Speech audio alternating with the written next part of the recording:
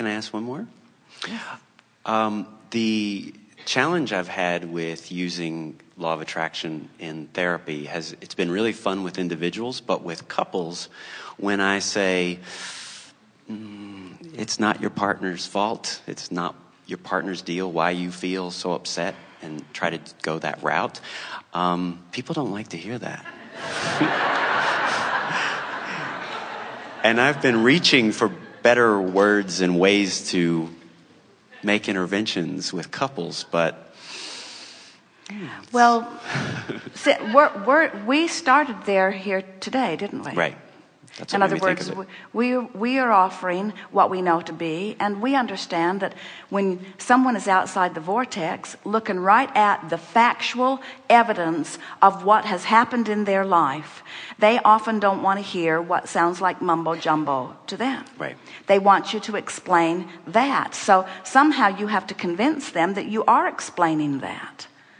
And here's the way we approach that. We say to people, in the beginning, when we talk about the law of attraction and about harnessing your own vibration so that you are cooperating with law of attraction, when you decide to be a deliberate creator of your experience, many people at first really like the idea of that. Oh, I will have control of my experience. But what they often have misunderstood, they think, oh, I will have control of the way other people are behaving in my experience. Right. Because it's the other people that have been giving me so much grief, is really what most people feel. They've been reacting to life, and they fervently desire to find some way of controlling that behavior so that when they observe it, they can feel better. So you have to make them understand that in this law of attraction based universe, there is no such thing as no. You cannot look at what is not wanted and shout no at it without holding yourself in vibrational alignment with the thing that you do not want. So just state the law as you know it to be. When you say yes to something, you get more of it. When you say no to something, you get more of it. So start saying yes to more of the things that your partner offers that you want, and then shut up about the things that your partner is offering that you don't want until you train yourself not to have those unwanted things in your vibration.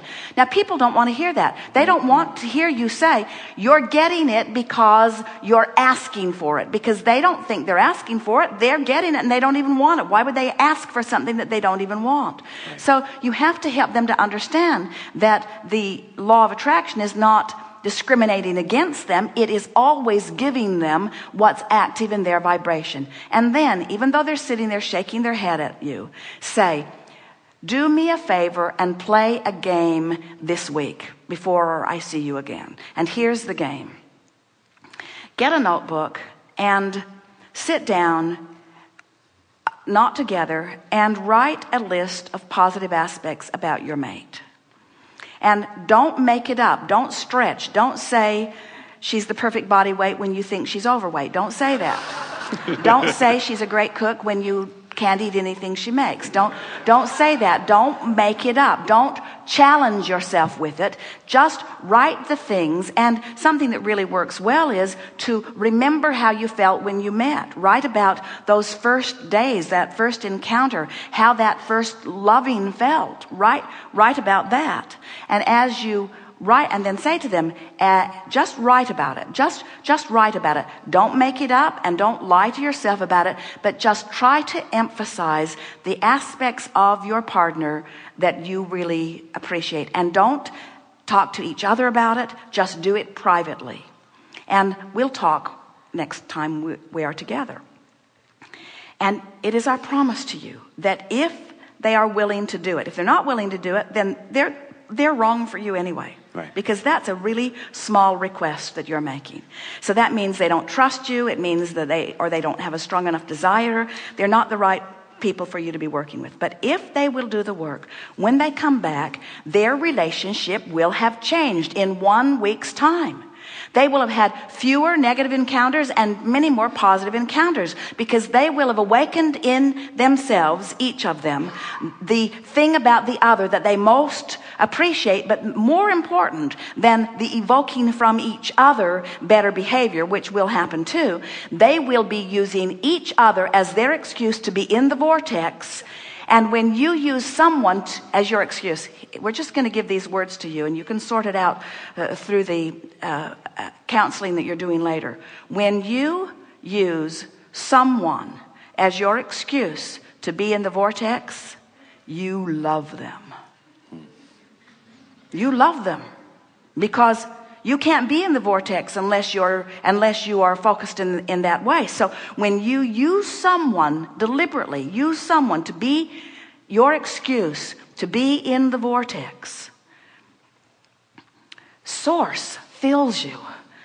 And then that's what being in love is anyway. That's why people want to drag them home and keep them. Those people that make them feel that way. In other words, if people really knew about the vortex, looking for a partner wouldn't be the big quest it is for so many people. There would be more programs about getting into the vortex and far fewer about finding a mate. Seriously, because there isn't anything that anyone wants for any other reason than they believe they will feel better in the having of it, you see.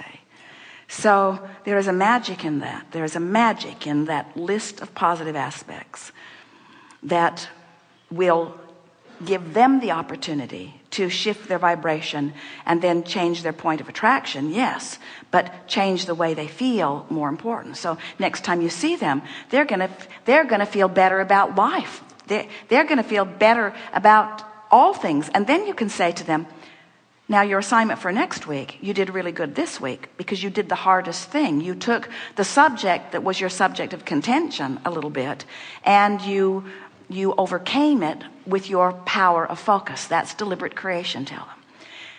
Now, this week's assignment will be much easier. Make your list of positive aspects about anything.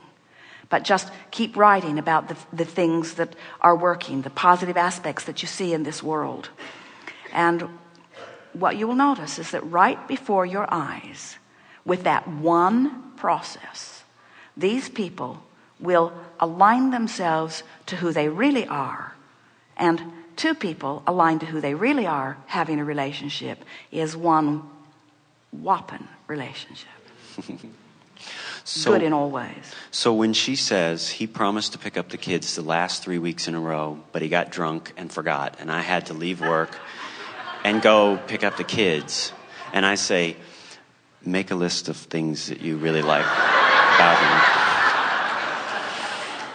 Well, you see, they don't have a chance finding improvement from you because you don't believe in them. You need to make a list about them.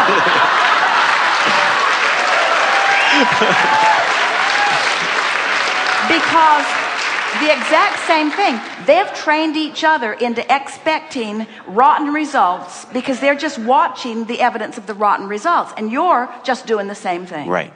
That's what it feels like. So when you make your list and you believe that they can change, and then you'll get all on fire with who you are, and you'll explain to her that the reason he gets drunk is because he's trying to get in the vortex and it's the only way he knows how to get in. But that's too much information for them right now. But you have to know it. You have to know that he drinks because it's the only way that he can ease the pain of not being in the vortex. So now your quest, when you see someone like that as a teacher and a healer and uplifter, the other side of that bounce is you want more than life itself to call this guy into the vortex. So you don't care what her terrible attitude about him is. Your desire is to get him into the vortex, and your desire is to see her seeing him in the vortex. And until you do that, you are of no value to them. And that's all in the privacy of my own process, right? In my own mind. Certainly, but it would not be such a terrible thing if you were to say to them, you know, I really like you too, and I've been really thinking a lot about you. And I have a lot of techniques that are really effective, that really work with people. But when I thought about teaching them to you, I also thought, you're probably not going to have any of it. In fact, I said to myself, I'm going to say this and she's going to say this. And then I realized I couldn't teach you because I let you convince me that you were broken. Wow. Yeah. And as long as I let you, because you think you're broken and you're displaying it so perfectly that you convinced me that you were broken. And so then I started getting all balled up because I didn't know what to do with you. And then I remembered, hey, they're not broken. They have powerful desires that this perfect relationship has helped them carve out. They deserve to feel good, and they deserve to be in love, and they were in love at one time, and they want to be again. And the reason that they're here is because they still want to be in love, and they want to feel good. And I know that I have knowledge that will help you, and I decided I was not going to let you train me into your negative expectation. I'm going to train you into my positive expectation. So I sat up a few nights and I thought about you. I didn't let myself see you as you are. I remembered instead who you really are. And as I remembered who you really are, I know that you two are in love, and I know that you two are good together. I know that the basis of this relationship is a strong and stable one. And I have so brought those images to my mind that I am determined that I will stand here as the complete conveyor of my absolute knowledge that you are great together. And what I need you to do so that you'll know it like I know it, and then say, oh, it's easier for me because I don't live with you two annoying people. So it's easy for me, but it's not as hard as you think it is. And here's what you got to do. Step 1. Make a list of positive aspects about each other, and don't give me any grief about it. I know you can do it. She's hot. Good time for a segment of refreshment. Thank you.